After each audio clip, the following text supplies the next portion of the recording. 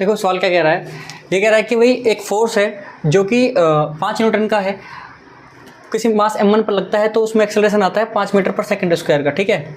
अब कह रहा है कि m2 पर लगता है तो एक्सेलरेशन आता है 20 मीटर पर सेकंड स्क्वायर का। कह रहा है what acceleration would it give if both masses are tied together.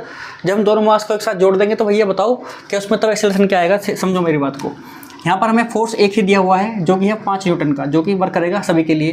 दूसरा हमसे कह रहा है कि जब मास m1 है, जब मास m1 है तो आपका एक्सेलरेशन को हम a1 बोलेंगे जो कि है 5 मीटर पर सेकंड स्क्वायर, ठीक है। तो यहाँ से क्या आ जाएगा भाई आपका क्या होता है, फोर्स क्या होता है, फोर्स होता है ma, ठीक है। इसको a1 मानूंगा तो ये भी a1 हो जाएगा।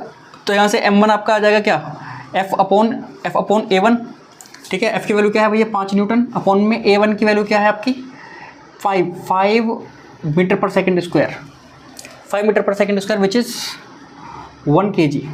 सो यहाँ से कितना आ गया सर, ये 1 kg आ गया। कोई दिक्कत, 5 न्यूटन का ही है ना।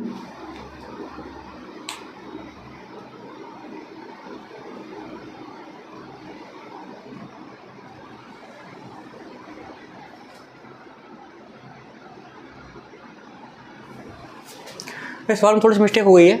ये जो है आपका ये है 10 मीटर पर सेकंड स्क्वायर, ठीक है। इसको कर देते हैं 10 मीटर पर सेकंड स्क्वायर। सो यहाँ पर ये रहेगा आपका 10 विच इज़ 1/2 यानी कि 0.5 kg। चलो कोई दिक्कत नहीं, ऐसे ही आपका m2 निकल जाएगा, m2 रहेगा तो ये f ही रहेगा पर ये a2 हो जाएगा, ठीक है। सो यहाँ से कितना आ जाएगा m2, ये आएगा आपका 5 ही रहेगा ये तो, और a2 कितना है भाई 20 है आपका। सो 20 इससे कटेगा कितने टाइम्स, 4 टाइम्स। सो यहाँ से कितना है 1/4 जो क्या जाएगा 0.25 kg, ठीक है।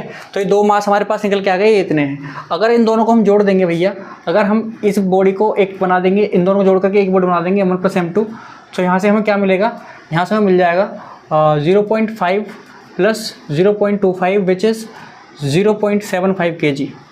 अब जो मास हो गया है उस बॉडी का दोनों को मिलाने के बाद 0.75 kg हो गया, पर फोर्स अब भी उतना लगाना है। तो भैया एक्सेलरेशन बता दो। सो यहाँ से आपका a क्या जाएगा, जब हम F = ma करेंगे, ठीक है, ma करेंगे, इसको हम कैपिटल M मान लेते हैं, इसको हम मान लेते हैं भैया कैपिटल M। तो यहाँ पर कैपिटल M ले लेते हैं।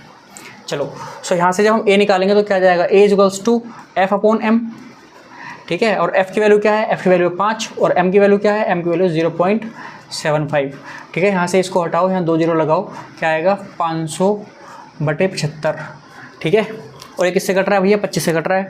अब 25 से कटेगा, 25 से कटेगा 3 बार, और ये 25 से कट जाएगा 2 यानी 20 बार, और ये आ जाएगा आपका 3 6 18, और 6 चलता रहेगा 6.66 का चलता रहेगा मीटर पर सेकंड स्क्वायर, या फिर आप इसको लिख सकते हो 6.67 मीटर पर सेकंड स्क्वायर, ठीक है। तो ये आपके दोनों आंसर हो गए भैया, यहाँ से हमने निकाल लिया, ये दो वेट हो गए, ये आपका एक्सेलरेशन हो गया, ठीक है। तो मुझे पूरी उम्मीद है कि समझ में आ गया होगा, कोई दिक्कत नहीं है इसमें ज़्यादा।